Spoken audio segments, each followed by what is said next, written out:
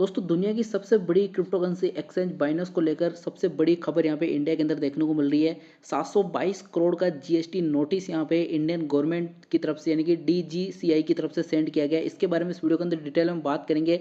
अब तक ये कितना अमाउंट हुआ है, कितना अमाउंट आगे और बढ़ सकता है, इसके अलावा और क्या क्या चीज़ें इस नोटिस के अंदर कही गई है, आगे आने वाले टाइम के अंदर क्या बाइनेंस यहाँ पे इस नोटिस के थ्रू क्या अमाउंट पे करेगी नहीं करेगी, इसके बारे में डिटेल में बात करेंगे। आप सब लोग पता है जिनके मोबाइल में पहले ऑलरेडी बाइनेंस यहाँ पे चल रही थी उनके मोबाइल में अच्छी तरह से चल रही, जैसे आप यहाँ पे मेरे मोबाइल के अंदर देख सकते हो।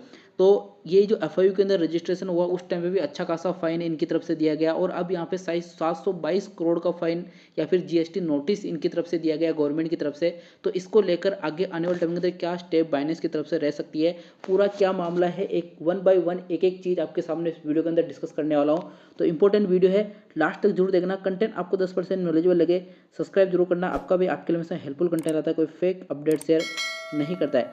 तो फ्रेंड्स ये खबर टाइम्स ऑफ इंडिया के अंदर यहाँ पे सर्कुलेट हुई है और 6 अगस्त 8:39 IST के यानी कि अभी जस्ट आज से 2 से 3 घंटे बाद, मतलब अभी 2 से 3 घंटे बाद ही ये मार्केट के अंदर न्यूज़ आई है। और इसके अंदर क्लियरली बोला गया है कि 722 करोड़ का नोटिस यानी कि लगभग $86 मिलियन के आसपास का नोटिस यहाँ पे बाइनेंस को दिया गया डीजीसीआई की तरफ से। अब डीजीसीआई किसकी तरफ से दिया गया, ये दिया गया यहाँ पे अहमदाबाद डीजीसीआई की तरफ से, जो यूनिट है अहमदाबाद के अंदर अपने जीएसटी काउंसलिंग की, उसकी तरफ से ये नोटिस इनको दिया गया बाइनेंस की तरफ से। अब ये नोटिस क्यों दिया गया, ये इसलिए दिया गया कि देखिए इस टाइम पे पहले जो ट्रेडिंग होती थी यहाँ पे बाइनेंस के ऊपर, वहाँ कोई भी टैक्स कलेक्ट नहीं किया जाता है जीएसटी के रिगार्डिंग। अगर जीएसटी नहीं करती थी, टीडीएस नहीं करता था, कोई टैक्स इंडियन गवर्नमेंट को पे नहीं हो रहा था। तो जब एफआईयू के अंदर रजिस्टर्ड हुआ यहाँ पे बाइनेंस, तब यहाँ पे जो रजिस्ट्रेशन की जो प्रोसेस था उसके अंदर लगभग यहाँ पे 18 करोड़ के आसपास का टोटल फाइन बाइनेंस की तरफ से दिया गया था एफआईयू के अंदर रजिस्ट्रेशन जब यहाँ पे हुआ था। अभी जस्ट 1 से 1.5 महीने की पहले की बात है जब एफआईयू के अंदर रजिस्ट्रेशन बाइनेंस का यहाँ पे कंप्लीट हुआ था। तो अभी जो ये मामला निकल के आया कि जीएसटी को लेकर कि आपने जो जितने भी इंडियन जो ट्रेडर उन्होंने ट्रेड किया उसका जो जीएसटी जितना बनना चाहिए था वो लगभग यहाँ पे 722 करोड़ का जीएसटी बन रहा है जो इनको यहाँ पे करना है। ये इसी चीज़ का इन्होंने नोटिस दिया है कि इतने दिनों तक या फिर इतने सालों तक जो ट्रेडिंग हो रही थी वो ट्रेडिंग के अंदर जो अमाउंट यहाँ पे कलेक्ट हो रहा था वो लगभग 722 करोड़ के हिसाब से इनकी कैलकुलेशन यानी कि डीजीजीआई की तरफ से ये कैलकुलेशन हुई कि लगभग 722 करोड़ का अमाउंट जीएसटी बनता है जो आपको यहाँ पे करना पड़ेगा। इसके अलावा यहाँ पे बाइनेंस की तरफ से अभी तक कोई ऑफिशियल स्टेटमेंट नहीं आया कि वो क्या स्टेप लेगी आगे वाले टाइम के अंदर, और ये अमाउंट क्या इसके अंदर कुछ नेगोशिएशन होगा या फिर ये अमाउंट यहाँ पे करना पड़ेगा। अगर पे नहीं किया तो क्या यहाँ पे जो एफआईयू का जो लाइसेंस है यहाँ पे कैंसिल हो सकता है। इस तरह का जो चीज़ें हैं वो मार्केट के अंदर अभी आना बाकी है। ये जस्ट अभी 2-3 घंटे पहले ही न्यूज़ मार्केट के अंदर हुआ है और कंफर्म न्यूज़ है, सोर्स के थ्रू यहाँ पे कही जा रही है कि बाइनेंस को ये नोटिस यहाँ पे होगा। हालांकि बाइनेंस का जो ऑफिशियल ट्विटर अकाउंट है या फिर ऑफिशियल जो बाइनेंस के अंदर जो न्यूज़ फेड है इसके अंदर कोई इस तरह का अपडेट नहीं इन्होंने सर्कुलेट किया है कि हमारे को इस तरह का कोई नोटिस मिला है, या जनरली ऐसी चीज़ें वो सर्कुलेट भी नहीं करते बाइनेंस।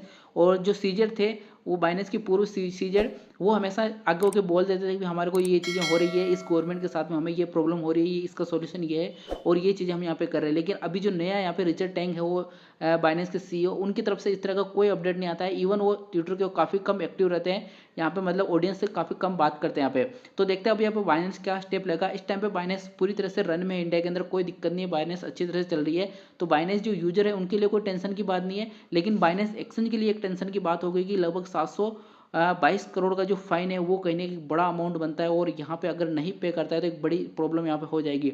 अब इसकी कोई डेडलाइन अभी तक फिक्स नहीं होगी, ये कब पे करना है, कैसे पे करना है, क्या इसके अंदर भी कुछ नेगोशिएशन होगा, इस तरह की चीज़ें अभी तक मार्केट के अंदर नहीं आई है।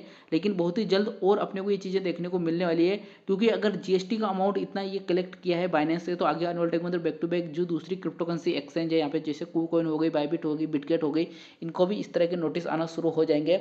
और बाइनेंस अगर ये अमाउंट पे करती है तो फिर उनको भी पे यहाँ पे करना ही पड़ेगा। इसके अलावा कूकॉइन ने जैसे फाइन पे करके यहाँ पे एफआईयू के अंदर रजिस्ट्रेशन करवाया था, ठीक वैसे यहाँ पे बाइनेंस ने भी करवा लिया है। तो अगर इंडिया के अंदर बाइनेंस को अपना बिजनेस करना है, बाइनेंस को रन करना है, तो ये 722 करोड़ का फंड यहाँ पे जो फाइन है इनको देना ही पड़ेगा।